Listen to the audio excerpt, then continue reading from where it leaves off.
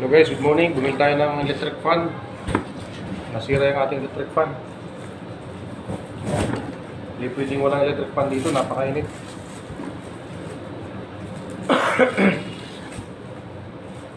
Hindi kasi tayo pwedeng magpaandar ng aircon ng basta-basta kasi mahal ang kuryente.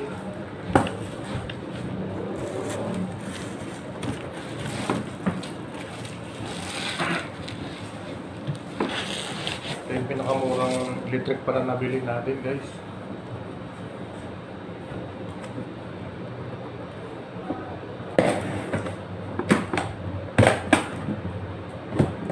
$970. Sorry. So masimbuli natin. Ayan, tuturo ko sa inyo guys kung paano mag-symbol ng electric fan. Tignan natin ang ating mga accessories. Bumili na ko guys ng pangsala sa gata at saka sa pag may kalamansi juice kaya luya. Pwede ito. Halagang 45 lang.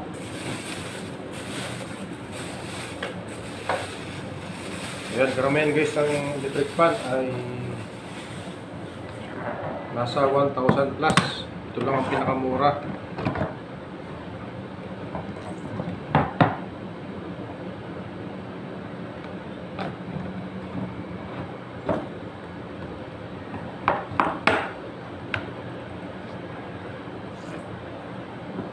Wala ka itong tornilyo.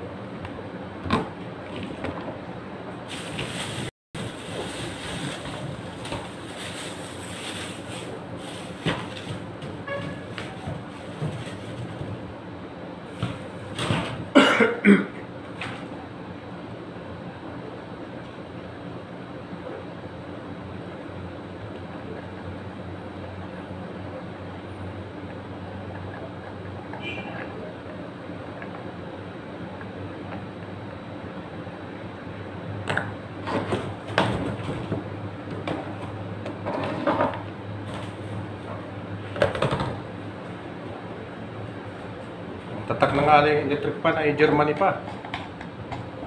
Germany pero iba pagka sulat. Ako wala. Hindi yung ano ah. Guys, so lalagyan natin yung guard ng pala ng ilisi. Ito yung sa ulian. So lagyan natin ng lock. Ito po yung lock niyan. Hitin natin ng pakanan.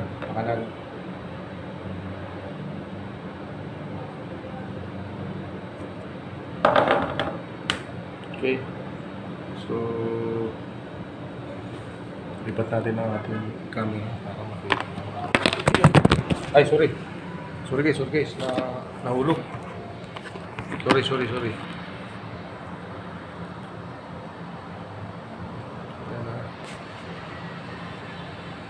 Ayan, so ayan na kayo, pinagkabit na natin ang ang guard niya, tapos ang sunod natin ito yung propeller.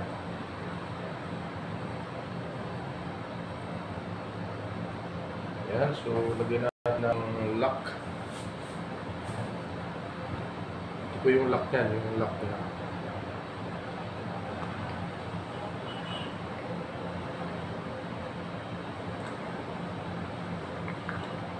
So, pihitin ng pakaliwa ang paghigpit.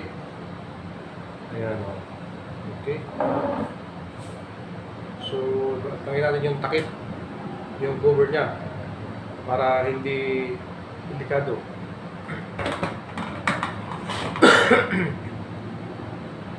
Okay, meron siyang lock sa gilid. Ating luluwagan ng lock sa gilid. Para safe siya, kahit mahawakan ng bata ang electric fan ay hindi delikado. Lagyan natin ang lock guys. Lagyan natin.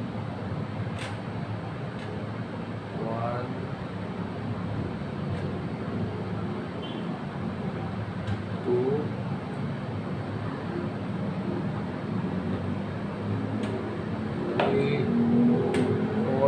meron siyang 5 na lock. Okay guys, ang gagawin natin, pitis natin yan. Kung nakalimutan ilagay ang tornilyo, walang lock dito. Dapat may tornilyo dito sa baba.